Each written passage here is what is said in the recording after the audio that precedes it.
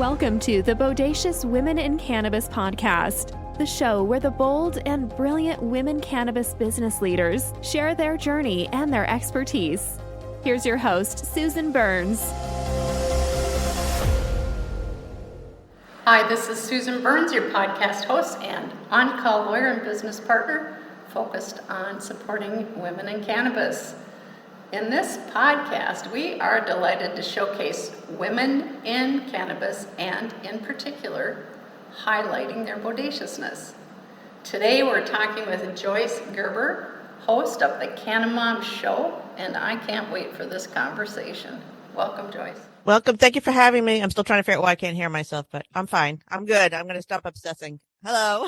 Hi, I can hear you just fine, and I'm sure our audience will be delighted to know all the good things you're going to have to say here today. So I know that because of the name of your show, you have your podcast show, Canna Mom. I know you have a good story to tell us. And so I'm wondering, first of all, how did you ever become interested in cannabis and being public about it? So thank you, Susan, for inviting me on. I am also an attorney, and when I begin my own story, I often say cannabis is not my natural habitat. I'm a middle-aged woman right now. I've been married 30 years. I have 2 children. They're in their 20s now. I play tennis. I wear pearls. And I definitely grew up in that era where I believed, cannabis was dangerous and killed brain cells. And I also was out, the same generation that we did everything, I got my law degree while also pregnant, proving that a woman's brain and uterus can work at the same time.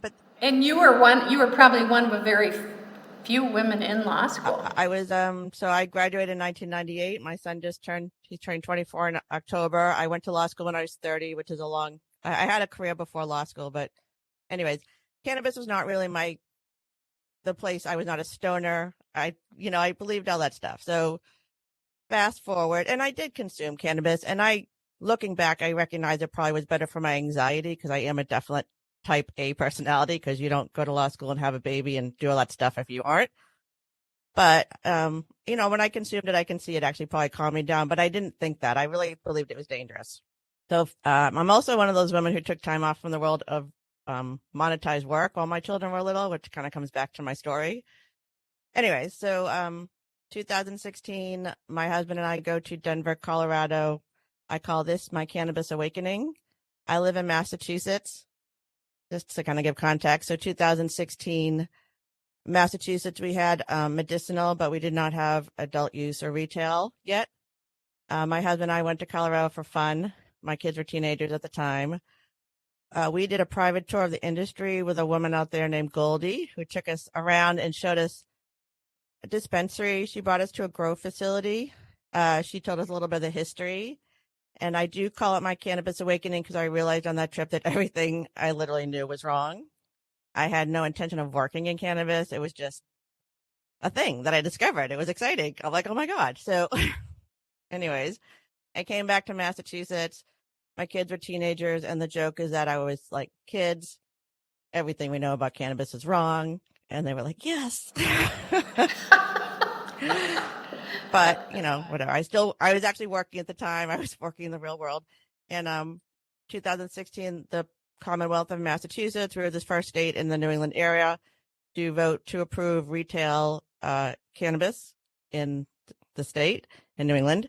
And at the end of 2016, a contract position I was working on ended. This is true.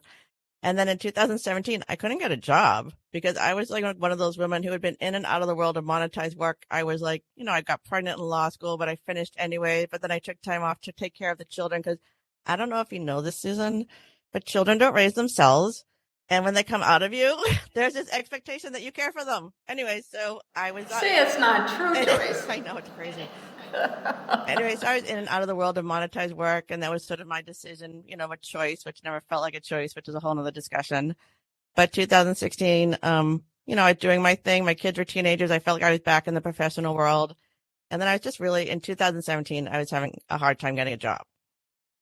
And I go out into the world and I start meeting all these women like me. So I'm 57. Is that true? That's true. And we grew up in the era of Sheryl, Sandberg. We leaned in, we got our degrees. We're Gen Xers. Nobody knows we exist. We did all these things, but a lot of us dropped out. And like, I went to Northeastern University Law School here in Boston. More than half of my law school class were women at the time when I graduated. And Maura Healey, who is now our governor of the Commonwealth of Massachusetts, was one of my classmates. But the truth is, half of us dropped out because we couldn't figure out how to do it all. So that was kind of like where we were. But we're here, we exist. So 2017, I'm meeting all these women kind of like me. They call us relaunchers. There's like literally a word for us because we are relaunching our careers. But what I was finding, I did not know that. Relaunchers, yeah. But the problem is that even though we had our degrees and we've been the people running the PTAs and all the things with our executive skill sets, we weren't being paid. So it didn't count in the world of monetized work. So when we went back to get these jobs, it was like, we just weren't good enough. And they kept telling you have to get another degree. You have to it was kind of like a weird space to be in. And it was frustrating. Anyway, so that's a whole nother journey. But I could see that law firms were starting to set up cannabis divisions. So that is really my original idea is I'm like, oh, this is a new law, right? It's a new policy. It's literally being written as I'm thinking about it. I could do this. My brain could handle this. I could learn this as everyone else is. That was sort of my thinking. It didn't turn. Anyway, so that was sort of like that's what I thought I could do getting into cannabis. That's kind of like the beginning. That's not what happened though. No, but I share your enthusiasm because to me it's like it's so exciting. I was reborn as a lawyer when I started practicing cannabis. It's so fascinating, but I'm not going to nerd out with you here for our audience. But it's just really exciting because it's so brand new. So you ended up not practicing law. Hey, so I was a family law attorney, which I always say I sucked at. So I am sorry to anyone whose divorces I did. I was just never the meanest person in the room. I did just a lot of things about family law that was just not compatible.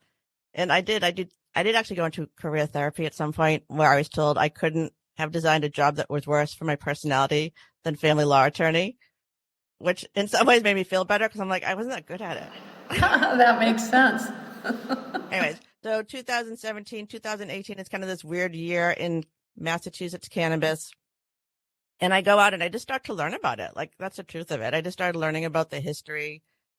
I started learning about the plant. I started to learn about all the misinformation. And I was like, wow, this is weird, And then I started meeting all these people who were getting into the industry. And these women I was meeting were, again, I was a family law attorney. You never talk about love, kindness, goodness, or hope. And these women who are in this industry are healing themselves. Like, that's what I'm seeing around me. And it seems really hopeful and nice. I don't know. It just seemed like an interesting thing. So I'm kind of going through, but I'm not really quite sure where I fit in because I'm not really sure. I want to go back into law. It's, law. I do. But I meet somebody who wants to start a media company. And he was starting a cannabis podcast media company. And he hired me to be his executive producer of his cannabis podcast.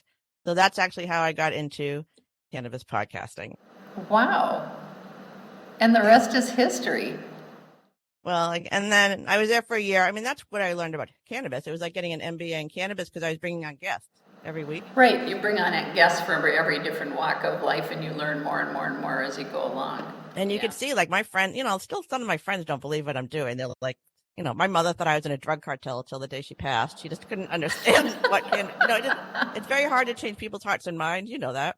But I was bringing on every week a different guest. And I started saying, cannabis touches everything from criminal justice to cosmetics. It was like every story. And when we were talking about doing cannabis podcasting, I had friends who were like, are there enough stories?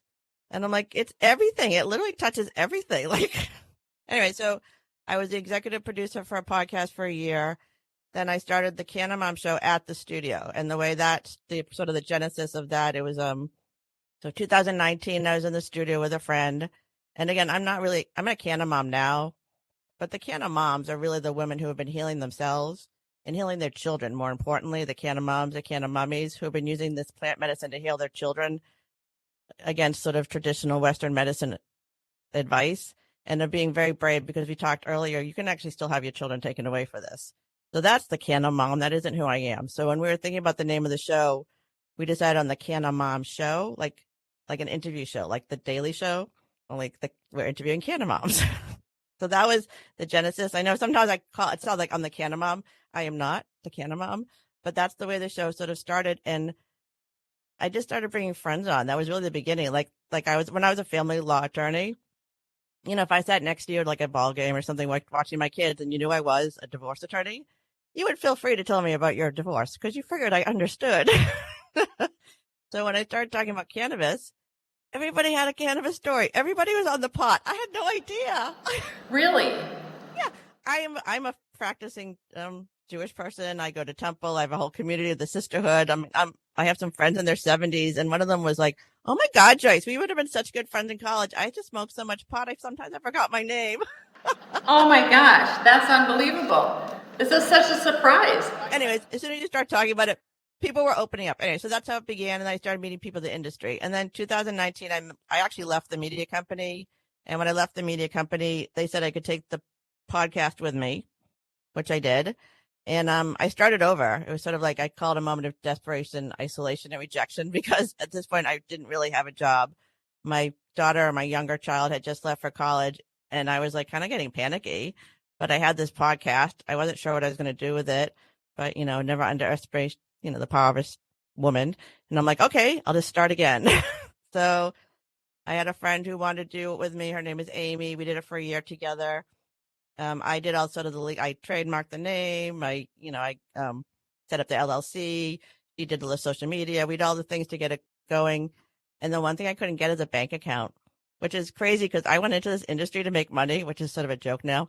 But I'm an advocate. But I couldn't get a bank account for like 6 months. Because of the name of your podcast. It just is so interesting to me. And as you said earlier, the misconceptions about cannabis, both marijuana and hemp, it's so interesting, but that seems like kind of a typical thing that happens in this world of business. What would you say, Joyce, is maybe one of the biggest challenges or hurdles or I call them oh shit moments where you feel like, oh my God, what am I doing? Why am I here?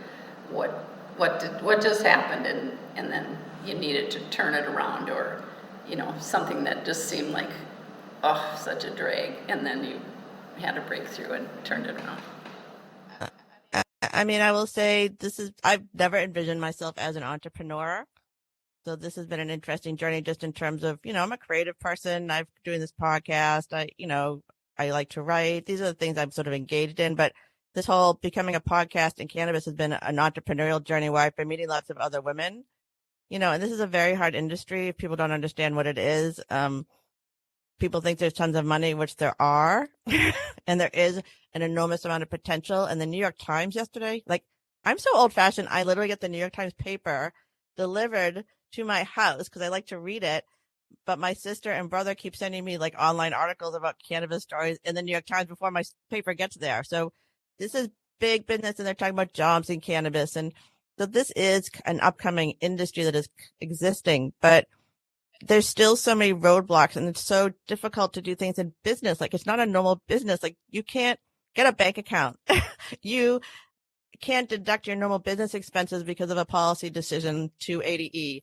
There are all sorts of other minutiae and things. Everything you do in cannabis, I say. So cannabis is like the real world, but a little upside down. And whatever you're going to do in this industry as a business person, you need someone who understands it, a specific industry professional, like a cannabis attorney or a cannabis CPA, because it's not like a normal business right now. It should be. We treat it special, but it shouldn't be, but it is. So that's, I think, the hardest part about the business part. In terms of just meeting everyone and being part of this community, that's giving me purpose. And it's a way to meet women who are leaders, who are healthy, because the women who are staying in this industry use this for health and wellness, and they are evangelized. And they're staying in it. Don't you think that's true? Yes, I do too. I do. Very creative, exceptionally creative, and yes, health and wellness focus for sure. So you've been doing this on your own for 4 years? We're in our 4th season right now. Yeah. And we won, so last year we won, I'm out in Boston. Last year we have a big conference out here called NECAN, New England Cannabis Conference. So the Canna Mom Show won Best Podcast of the Year in 2022. That was very exciting. And earlier that year we had won a Best Podcast from the Women in Cannabis Expo. So that was exciting, getting the accolades to feel like, again, I'm a niche little podcast. This is literally my daughter's bedroom that we transformed into a podcast studio. I didn't even go into the whole COVID thing, but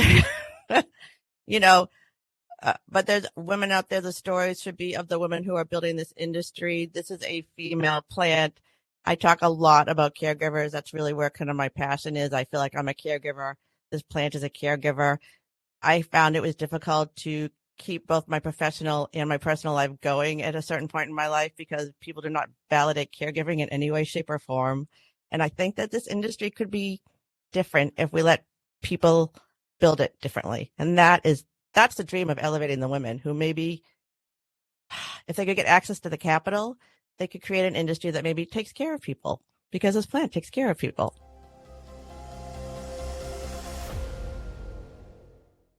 Yes, which is the other part of the whole industry. I mean, to me, the legal aspect was what really drew me in. But then as I started learning more and more and more about the plant and the medical aspects, both of the marijuana derived and the hemp derived, and the differences and all the, all the isomers and terpenes and everything and I mean, it's a miracle plant to me.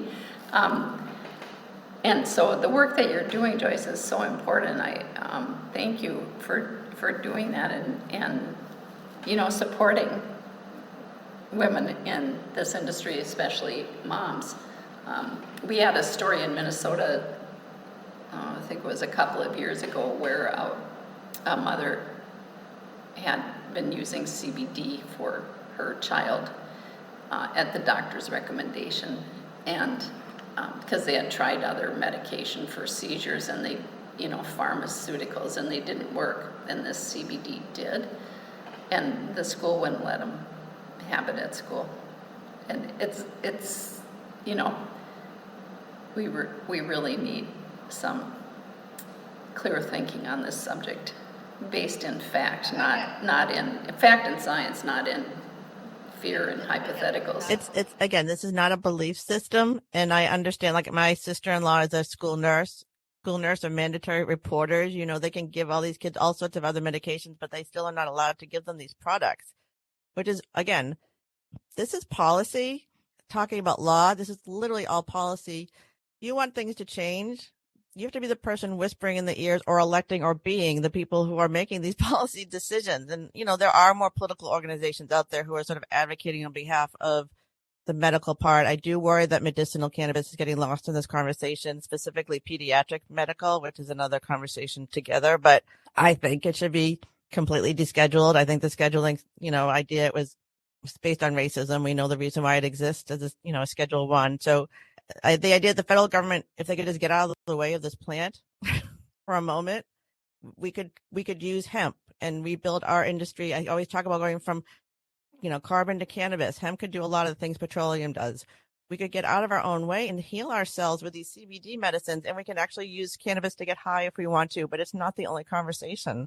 That's the thing that kind of makes me sad. I feel like we're missing so much. Yeah, it's really a small part of the conversation. It's so much bigger. Again, I'm talking more about hemp advocacy. I'm going to be moderating a panel at the NECAN conference in Boston in March on hemp. We're talking a lot about cannabinoids now from hemp. That's really the conversation. But we've also seemed to have built this rivalry between hemp and cannabis, and she's the same plant, only because we've decided that, a cannabinoid, we're so focused on the noids. So, hemp is a miracle plant. We can eat it. We can wear it. We can live in it. It can change your moods. You can do all sorts of things with it. It can take toxins out of the soil. I know this. A lot of people know this, and I don't know why we're not doing anything about it. So I feel like hemp advocacy is really this has to come forward, and we have to stop pitting the cannabis and hemp industry against each other by taking out all these weird cannabinoids and creating other things that the policymakers feel they have to fix. We've created the problem, Delta 8. We've literally created that problem. If they just deschedule cannabis, we wouldn't have a Delta 8 issue. Right? Yeah. Well, depends on how it's extracted and what they do, but it's it certainly could be managed much better, in my opinion, and from what I've seen. Yeah, I think so too. Anyways, I think policy. If you really want to help fix this industry, if you want to make this available for medical, for everyone, for health and wellness, that's a lot of a policy work. I agree. We do need a lot of work at the policy level. Yeah. And I think a step forward is I don't know why that antagonism from the marijuana industry and against the hemp industry is so strong. But I mean, I understand what their argument is, but let's work together to make it a great playing field for everybody, in my opinion. Do you have any moments that stand out since you've been doing your Canna Mom Show that are where you just were awed by what was happening? Like, I never in a million years envisioned that this would be happening, and it's so great. I was not a Canna Mom growing up. I probably should have been. I would have been happier. I was allowed to drink. I could literally yell across my office, "I'm stopping at the Packy before I go to daycare. Anyone want anything?" It would have been like, fine, we're fine. But if I smoked a joint before I picked up my kids, I would have arrested myself. I was a family law. I was working, I would have used this against myself. So I did not understand that. I think the awe is that now it's been very normalized in my own family. During the pandemic, my children were in college and they had to come home. I also had my husband working at home, obviously. I live in a 2-family home and I have a board. One of my son's friends my son's a musician. One of his musician friends was living downstairs. He's from Australia. He still is here. He hasn't left. It was like a sitcom. We had a lot of stuff going on, and I did not know that cannabis. I did not know how important. I did not know cannabis was going to be essential, but I also tried to stockpile it before the kids came home because I thought that was a good idea. We had no toilet paper, but we had flour and tinctures and all sorts of things to keep us calm. And I think the awe was at how well we all got along. Like, we were fine in lockdown for many months here.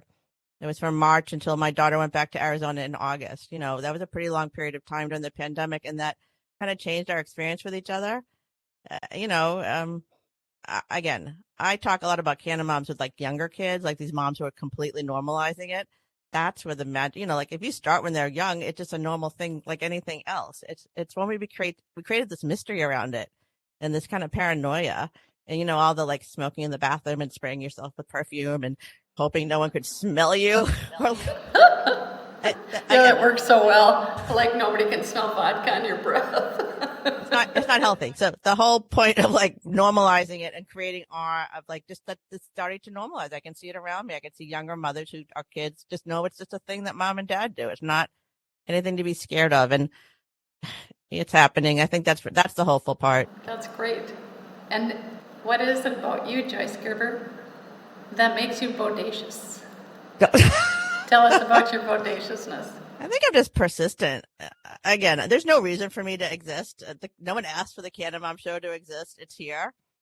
I feel like I'm adding value in the way that I can. I am a certain type of woman. There's a lot of us out there, Gen X women, who went out and did everything. We did everything our brothers did. And then we had kids and we went whatever. We realized that being a caregiver is vital and important. It's really it's almost like, I kind of say this a lot. My mother kind of wanted me to do all these things. She pushed me. She didn't encourage me to be a mom. And I got pregnant in law school by accident, truthfully. But I was 33, so I figured it was a thing I should do. But I was sort of, when I couldn't keep it all together, when I couldn't just, I couldn't work and keep my marriage together and keep my kids alive. I mean, there was a lot of stuff, and I didn't have that much help, and I dropped out. It felt like a personal failing. I mean, that is the truth of it. Yeah, why can't I do it all? Why can't I do it all? What is wrong with me? That's what it felt if like. I just get more organized. Yeah. And it just felt like a personal failing. So I would like to make, I have a wonderful marriage. Children are raised and they've left me, which means I've done a good job. My professional life could have been better, but I can say I've done something no man has ever done. I did finish law school and pass the bar the very first time while creating a person inside of me. So that was a pretty good feat. Congratulations. And yes, that's an amazing feat. And then I found this cannabis world, which, I really thought I was going to get rich in as a lawyer, but whatever. It's fine. I've become an advocate, and I really feel like there needs to be a voice like me and you talking about this plant at a very reasonable level. I don't look like what people think a cannabis user looks like. I'm not just, like functioning. I look good. I'm very healthy. I did a 300-mile bike ride in Greece last year with my husband. I feel good, and I'm a daily cannabis user now. And that's the truth of my life. And I don't drink. I think that's actually helping me be healthier, truthfully. So I agree. Much healthier. I think just because, not to get off into the medical, but the interaction with your system, I mean, it doesn't take a rocket scientist to go, oh yeah, that would be healthier. But yes, of course, there are risks and blah, blah. But anyway. yeah. Well, I thank you for doing what you're doing. We so need it. And the policy work is as important as you're highlighting Canna Moms and the what is going on and what they face and how can we make that better. So I really appreciate that. And Joyce, and I'm sure our audience will too. Are there any other things that you would like to add for our listeners before we close? So if you want to find the Canna Mom Show, you can find us anywhere you listen to your favorite podcast. We're also on our website, the Canna Mom Show. We've spoken to, I think, over 140 episodes at this point. That's a couple hundred women, because sometimes we have 2 women on a show who are working in this industry across the country and around the world. They're all inspiring stories. These are all women who have almost universally healed themselves or healed someone they love, and they recognize the power of this plant, and they want to be in this industry so they can literally become or be the people they needed, because these women are pioneers, and at some point this is going to be completely normalized, and we're going to forget some of the risks these women have taken to heal themselves, because Western medicine was very strongly against it, and not like it's that much better, but it's getting better. People are more open to it, and they're just, again, kind of keep this in context. Cannabis has been part of the human history for over 10,000 years, probably longer, 100 years. 100 years that has been taken out of our system, and it's been wreaking havoc. So we need to bring it back in. We can do it reasonably. We can do it, like grown-ups. We have to stop being afraid of it and, listen to the stories of these women. They're really inspiring, and they'll make you feel good. And, I'm funny, so it's good.